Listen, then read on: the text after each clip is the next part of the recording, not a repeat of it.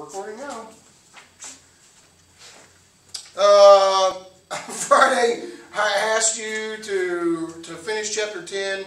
I want to recap. I was looking over the exam, the next exam. Remember that last week in April, most likely be the 27th and the 28th. The receipt assignment will be due, the journal assignment will be due that week, and we have a celebration. So I'm going to, if you don't want to do the receipt assignment, fine. But that journal assignment, I'm going to suggest you just get that done before we have our test. Okay? Amanda, you've already turned yours in. How long did it take you to complete that?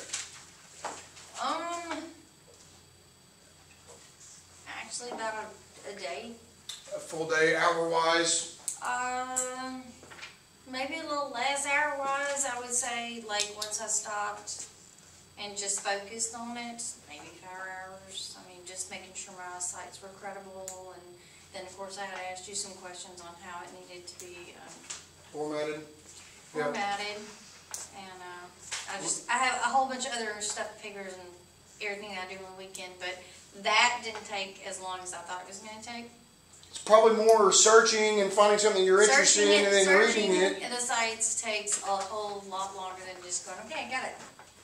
Right. And putting it on paper. Right. So. It doesn't take very long. Just work on it. And I just went in and did the 5 sites, and then, of course, I do like the academic elite research on the library. Okay. You use the UACCM library? Yes. Good. Okay. And yours, I gave you some suggestions to make some adjustments super easy. So if you just do those, you'll get full credit. It's that easy. Okay. A couple things I wanted before we get into nutrition for physical activity, lifestyles, which is chapter 11. I want to kind of recap on chapter 10. What is the currency that we describe that our body uses for energy? 3 letters. ATP. We're going to talk a little bit more about that here in just a second. Okay, aerobic and anaerobic oxygen and some of those systems that involve that. But yes, ATP is currency for our body. We talked about some of those bariatric procedures like the sleeve. There are some devices. The Maestro rechargeable system, I believe, was a question on the exam as well. More of a what does it use? It's a rechargeable electrical pulse generator. Those different kinds of methods. The probably in a matching format as far as gut microbiota. Having a good gut microbiota ensures that you have a good, healthy, and good gut health as well. A good immune system. Okay, ghrelin is what? Anybody? It's the hormone that produces hunger, angry. Very good. Amanda said it's the hormone that produces hunger or hangry, which is good. If I had to give you an example to help you remember that, what sound does our stomach make when we're hungry? Grrr. Now just finish it. Ghrelin. Okay, there it is. Amanda's hungry. Now you're never going to forget it. Okay. Satiety is a feeling of fullness. Appetite can be influenced by your environment. The set point theory, I talked about that a little bit. We talked about that being a weight change. I want to correct some of that information. The set point theory, it helps regulate. It is a theory that says that your body regulates your weight. Okay. I mentioned that it would change. I think that it would change, and I think there is some research out there which I was getting that conflicted set point theory versus a 0 point theory where it resets itself. Set point theories, and I'm only going to test you about it being regulating your body weight. But the book talks about it being a predetermined, which is why if you lose weight, if Lakin was to lose 10, 15 pounds, that eventually she would gain that back. Because the set point theory basically states that there is a predetermined weight based upon your genetics and everything else essentially couldn't get away from. I don't know if I believe that. I think that your behaviors and your choices, if you were to lose weight, I think that you could keep it off. But the moment that we change those, it would go back to that. That's what the set point theory is. Key factors for, and I'm just reviewing key factors. Despite claims made in advertisements and infomercials, there are no quick cures for overweight or obesity. True or false? Yes. No, false. No quick cures for, what? I said that really fast? Yes. Sorry. Despite claims made in advertisements and infomercials, there are no quick cures for overweight or obesity. True. That's true. Key factors for successful weight loss include motivation. Is it something you're even interested in doing? Same thing with learning, what I'm talking about right now. If you're not interested and you're not motivated to learn, there's only so much I can help with that. Okay? Key factors for successful weight loss include motivation, continuous energy or calorie reduction, regular physical activity, and behavior modification. I think to make that simpler, if you just focused on motivation and behavior modifications, I think the other two just kind of fall apart.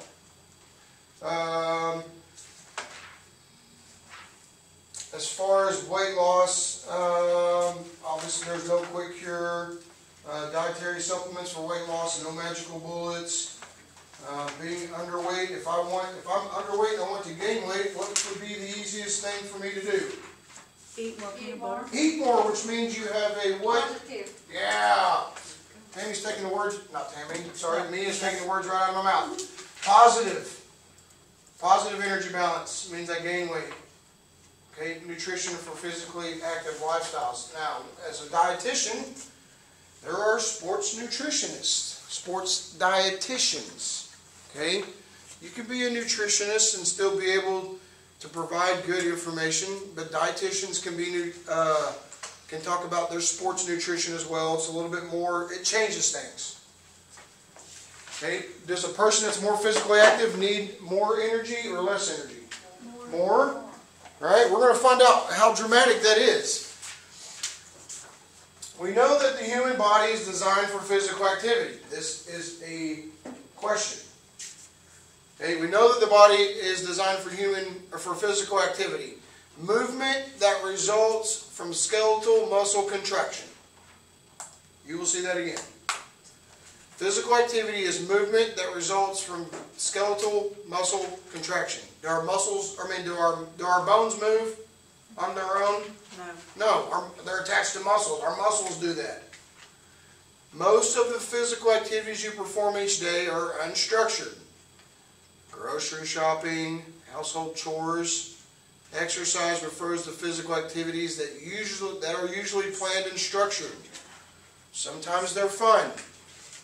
Okay, sometimes it's meant for increasing muscle mass. I think if you put those two together, increasing muscle mass and having fun are probably not in the same. Could be. Usually not. I'm usually regretting that. Both forms of physical activity can benefit your health. Both forms of physical activity can increase your health, whether it's having fun or increasing muscle mass. Physical fitness may be defined as the ability to perform moderate to vigorous intensity activities for a reasonable amount of time without becoming excessively fatigued. Okay, that is fitness. If my level of fitness would be about 6 minutes of moderate to vigorous intensity activities before I become fatigued. Some of you are like, oh, 6 minutes? That's not very long. Go run for 6 minutes. Tell me. Can we think about how many wrestlers, how many of you know how that works? When you wrestle, it's usually for 3 2-minute periods in a high school wrestling match. I don't know if it changes for collegiate, but I know high school, it was 3 2-minute periods. You're like, oh, 2-minute period, 2 minutes? That's not very long. Go wrestle somebody and try to pin them. I'm telling you, if you don't have them pinned by that third, you're it is literally, I mean, I'm talking from your toes to your hair follicles. It's all tired after you get done wrestling somebody. Fitness is the measure of the abilities to perform those. Okay, a physically fit person has the strength, endurance, flexibility, and balance to meet the physical demands of daily living, exercise, and sports. Okay, proper nutrition is essential for optimal physical fitness and sports performance. Regardless of whether you aspire to be a world-class athlete, anybody in here want to do that? Just asking. Or simply want to be healthier, regular exercise should be a part of your daily routine. Okay, physically inactive people do not have to perform high-intensity structural workouts to improve health. I'm going to say that again. Physically inactive people do not have to perform high-intensity structured workouts daily to improve their health. Moderate, here's what the guidelines, physical activity guidelines for Americans, 150 minutes a week of moderate intensity. We're going to define here in a minute what moderate intensity means. Usually, you can measure it this way. Walking, I can have a conversation with somebody. That's low intensity. I start to jog a little bit, I can still have a conversation, but it's a little more challenging, right? Moderate intensity. Now I'm sprinting, there's no way I'm having a conversation unless you want me to face plant. High intensity. High intensity, it's a good way to measure that. But 150 minutes, how many of you do 30 minutes right now? A week or a day? A week. No, more than that. Oh, more than that. Okay, good. I'm just asking. A week. How many of you do 30 minutes a week? Not because you're a CNA and I walk up and down the hallways. No exercise. Extra. None? Yes? Yes. Okay, good. Is it now, and based upon the example that I gave you, would you call that moderate or low or high? Ride my bike to the park. Okay. In the neighborhood. I would say probably moderate. I would say moderate for sure. But that's what they're suggesting. Now, high intensity, if you don't want to do 150 minutes, pick up the pace. You only have to do that for half the amount of time. Okay? 75 minutes, a little over an hour and 15. More like lifting weights or something like that. That's part of it. Strength also counts. Stretching, get up in the morning doing yoga. It's physical activity. I don't find anything in here. What's that? I just find it useless. Yoga? That's probably something I need to do in my own home before I go and do it in front of a bunch of people that I don't know. No, don't do it in front of a bunch of people. Yep.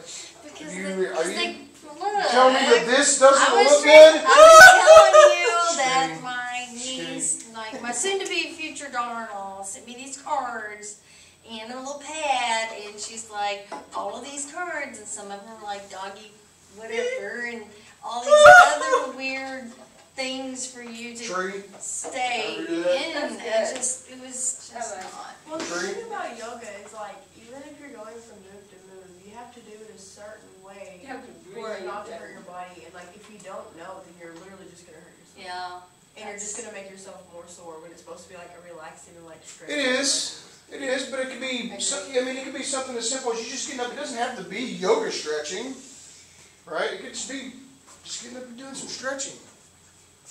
I can do little jumping jacks, and that's this, and that. Sure. Stretch. Benefits of physical activity.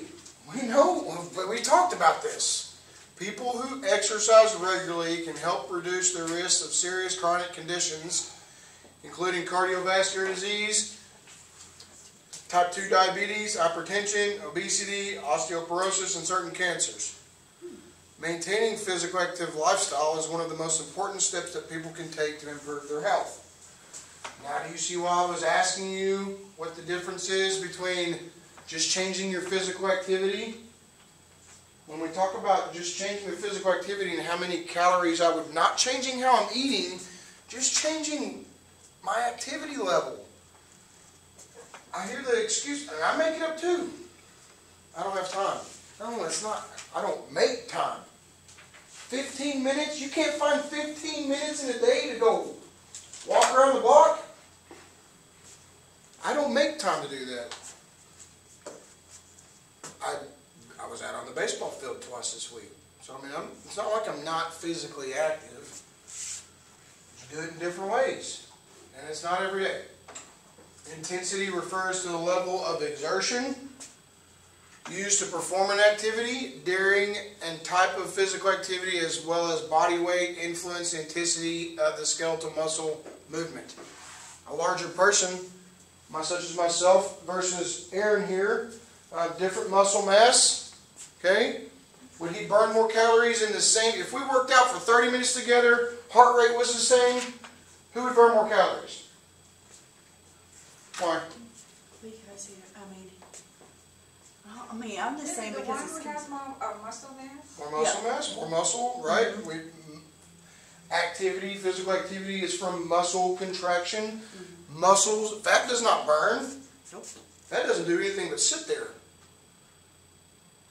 More muscle, so muscle skeletal movement influence the intensity. Okay, I'm heavier than Aaron. I've got to work harder, right? Burning more calories. The book here, or the book goes into talking about the heart rate. Your target heart rate. How many of you are in the gym? Target heart rate. How many of you use that? No. Oh, I don't Not very often. No, but I know what it is. It's a little. I'm not going to say it's outdated because it does have the whole point of your target heart rate. One, it depends on your age. Obviously, if I'm 70 years old, my target heart rate should not be 200 beats per minute. Yeah, that's what I said, Mia. Whoop. The whole point of is finding out what your target zone is and getting. That's why they measure. You grab a hold of those machines, and they measure your heart rate. That's what that is. Where they have the handles at the gym I go to, it makes me feel like I'm gonna fall. Like they have them like weirdly high, and so I just grab onto the side thing when I'm running.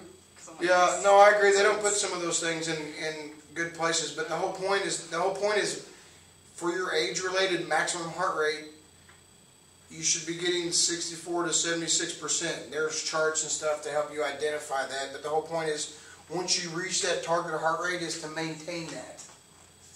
Okay? It's to maintain that for as long as you can, for 30 minutes, 15 minutes.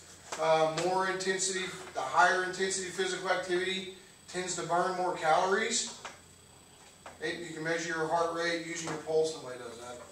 And you will be as a nurse, but there's easier ways. They've got all these contraptions and stuff that can measure your heart rate for you to find out if you're meeting those target heart rates. Basically, the higher intensity, there are levels, different levels of heart rates. Much like us, when we talk about talking while we're exercising, helps us determine. And the book confirms that here in just a second. But basically, this is another way. If you don't have somebody to work out with, or you don't have any conversations or whatnot, the target heart rate is a good way to make sure that you're achieving what you're trying to do.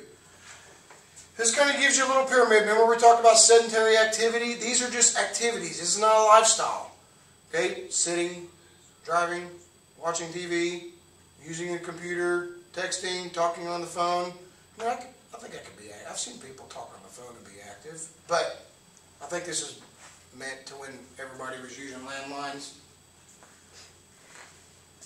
Some of you don't. Do you know what I'm talking about, landlines? How many of you still have a landline in your house? I have a fax machine in my house. So it's a landline because I have a fax machine. Yes, it is. Sedentary, so this is when you're not active at all. Okay, sedentary lifestyle means you get up and all you do is breathe and eat. You don't do anything else. Maybe go to the bathroom. Light recreation, bowling, walking at a fast pace, line dancing. How many of you do line dancing? Nobody? I only had one student from last one. That was the thing to do. That was the thing to do when I was your age. Let's go line dancing. I go ice skating. There you go. 2 to 3 times a week? No, we only do it on the weekends. Oh, okay, you're getting one. But we're there from noon to 7. Good Lord. daily activities, most of the week accumulating 30, gardening, raking leaves, mowing the lawn, walking the dog, cleaning the house, playing with your children. Daily activities. Let me tell you what, old people are so mean. What's wrong with that, Mia? Let me tell you why I think they're mean. Yeah. It's kind of like why alligators are so mean, because they got all those teeth and no toothbrush. You guys have never seen Waterboy? No. Yeah. Oh, yeah, okay. No, the reason old people, I think, can be, think about it. As I get older, I lose the abilities to take care of myself. You know how hard that is to let go? Mentally? Can't get up and go to the bathroom? I would probably make me a little cantankerous too. A little bit. No, I can go to the bathroom on my own. Well, then do it. I'm just kidding. Sometimes that's easier said than done. Low intensity, unstructured physical activities that involve usual daily living activities such as routine house chores form the foundation of the physical activity pyramid. Okay, the next level of the activity is aerobic exercise. Involves sustained rhythmic contractions of large muscle groups in the legs and the arms. It also means that your target heart rate. Such activities raise your heart rate, giving your heart a more effective workout. It's not aerobic until it's after 15 minutes. Okay, once we reach the 15-minute mark, it becomes aerobic, and that's where our body starts to use our storage as energy source. Okay, if you're not working out for at least 15 minutes, you're not digging in to the fat storage. The second level is flexibility exercises such as stretching. Having a high degree of flexibility is important for everyone. So exercises that develop and maintain flexibility are appropriate features for basic physical activity program. I'm not worried about the third level. Obviously we're not, hopefully, nobody in here is sedentary. Energy for muscular work. We've talked about ATP. It is the currency that our body uses for energy. Cells obtain energy by means of complex series of chemical reactions. Talked about that all semester. ATP forms when an inorganic phosphate group binds with ADP. Okay, ATP binds with ADP. Two inorganic phosphate groups is diphosphate, adenosine diphosphate. Di means 2, tri means 3. Not going to sit here and I'm not going to dig in deep into this. This is above what this class is trying to do, but I need you to understand simple sugar can be catabolized.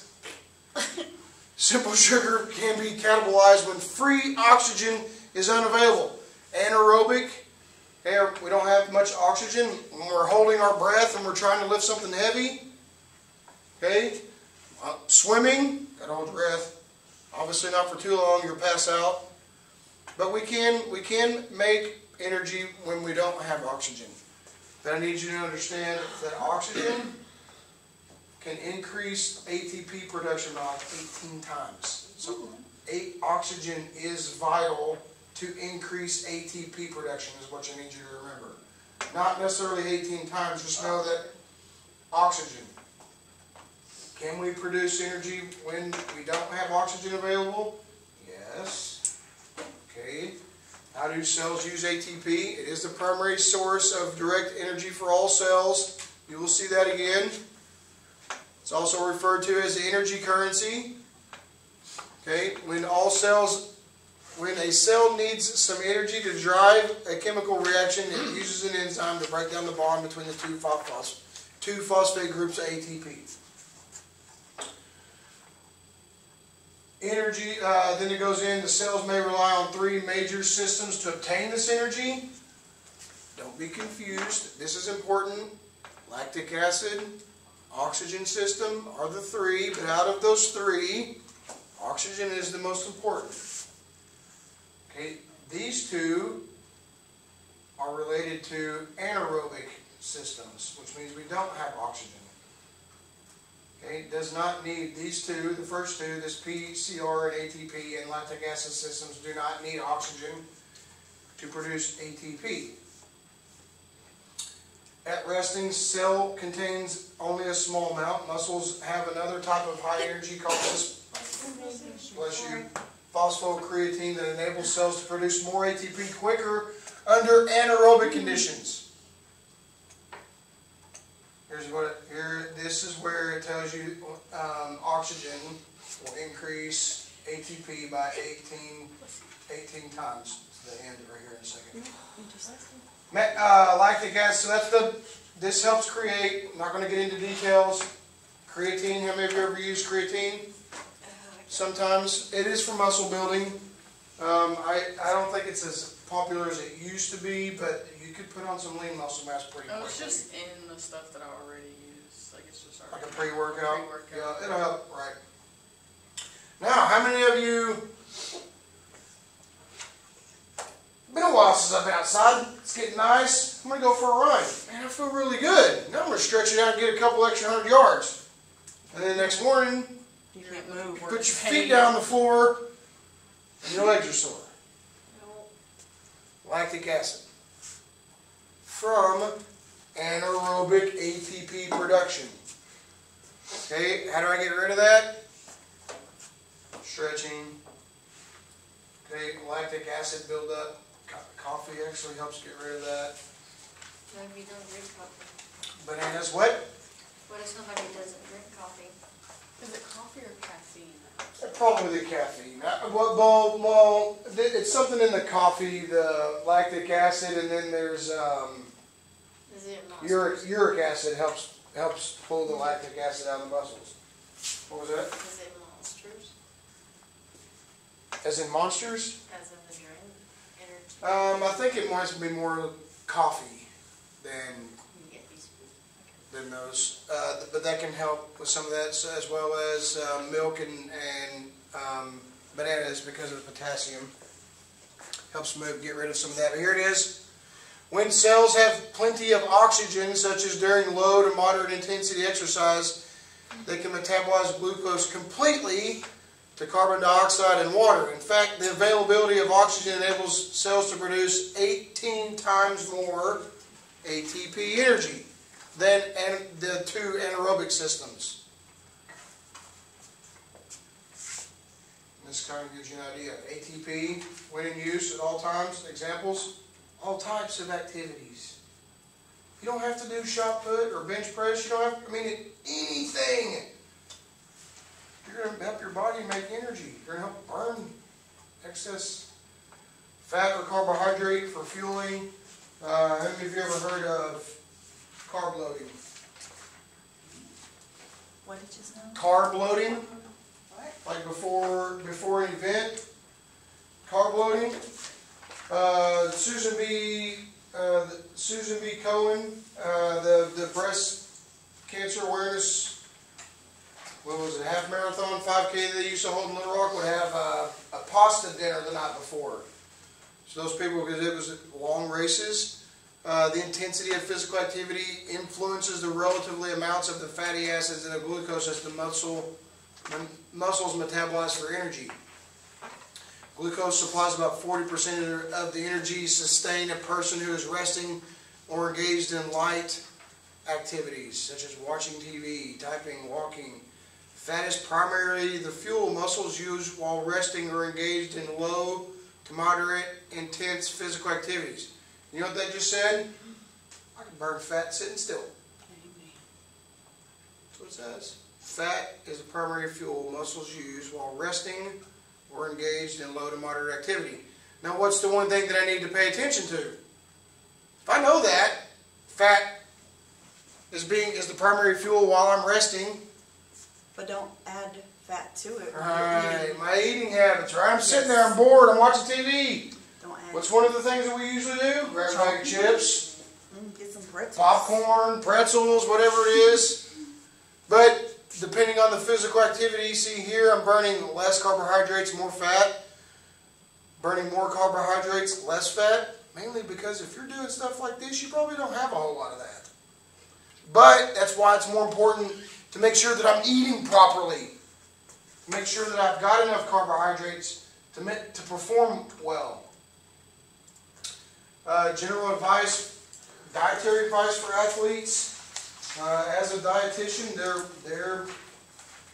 there's sports nutrition that we can go into. Talking to athletes about how to optimize their performance levels. Right? What's the goal for a professional athlete, Mia?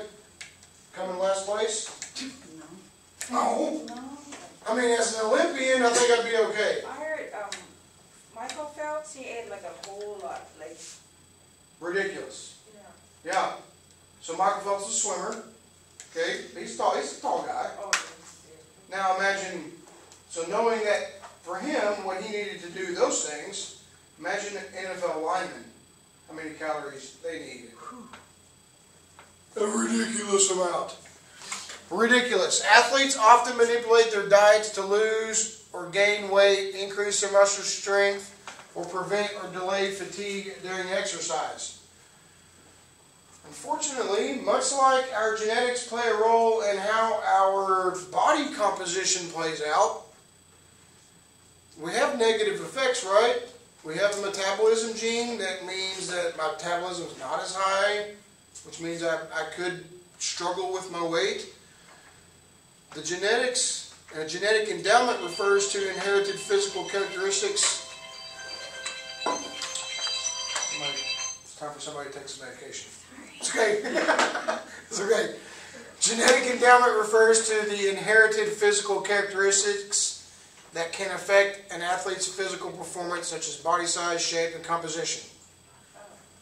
What does that mean? You don't know what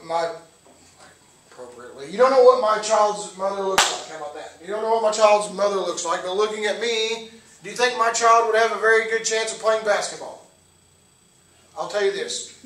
No. My child's mom is shorter than I am. No. Why? Because. You don't even know how high I could jump, Tammy. I might be able to touch. I can put elbow deep in the rim. Go ahead on then. I can't. Okay. But if my dad was LeBron James, Yeah, you probably could then. or Shaquille O'Neal, or Venus Williams. My mom was Venus Williams, right? Sure, those things. Genetic endowment. Not only can our genetics have a poor predisposition sometimes they can help us out. Regardless of how well an athlete eats, if this person lacks the physical traits that are necessary for success in his or her chosen sport, the athlete will find it difficult to compete effectively. That does not mean that if your parents aren't already athletes that you cannot become one. Okay, that's not what it's saying. Just saying that you may have a better chance. Well, of course, because they're going to practice with you ever since you just started walking. I mean, you're going to have a bat if you're. Have you seen those videos? The dad throwing his daughter up, doing those cheerleading exercises. Yes. Like, that's kind of cool to me, but then that kid has a pretty good chance of gymnastics. So she's got definitely a good start. So energy for athletic performance. Obviously, we're not using we're using a higher activity level, which means I need more energy. Okay, athletes generally need more energy to support their physical active lifestyles. Athletes who do not consume enough food energy can lose muscle mass and bone density, experience fatigue, and then females have menstrual issues, as also at risk of injuries. Male athletes who train or compete aerobically for more than 90 minutes a day need at least 50 kcals per kilogram per day. How many of you remember what it was when we calculated it last week? Just normal. One. Remember we took your weight, turned it into kilograms, and for normal, I say normal people, I'm not saying athletes are not normal. But for those of us that don't live athletic lifestyles, a good way to calculate my energy needs, find out what my weight is in kilograms and multiply 1. Male athletes, you multiply it by 50. That's significantly... That's scary. Kind of. There's a lot of calories. It's like, well, they're burning it. I mean, when we say athletes, they're not going to the gym for an hour. When we say athletes, competitive athletes, they're in the gym for hours. Hours. But here's a sample 5,000 calorie a day menu. That looks gross. That's a big breakfast. A cup of milk, 2 cups of Cheerios. I'll probably eat that by itself. But then you add 2 bran muffins and an orange. I wouldn't even eat. I'm not even hungry. But breakfast, snack, lunch. Look at that lunch. Look at that. Oh my God. Another snack, dinner, and then another snack. That's 5,000 calories. That is a lot of food. That's enough for me for a couple days. But imagine pro athletes. Okay? That muscle mass. If their weights were within their healthy BMI range before training and they start to lose weight during training, the individuals should consume more food. What is that called? Positive or negative energy balance? Positive. Okay? Consuming an additional 500 to 700 calories a day, especially by eating nutrient-dense foods such as nuts and dried fruit, is a healthy way for anyone to boost your calorie intake. Okay? Focusing on carbohydrate intake, carb loading. They do that a lot, especially with long endurance activities. They use carbohydrates because that's our main. Remember when we look back here? Talk about physical activity and how that looks. 100-meter hurdle. It uses more carbohydrates. So when we talk about using carbohydrates as a source of fuel, we need to make sure we're getting the right amount. And we do that through carb loading, if you will. Pre-event meals and snacks. Kind of gives you an idea of how many carbohydrates you're getting out of these things. Here it kind of goes into a little bit more in depth with carb loading on page 452, and that's where we're going to stop today. 452.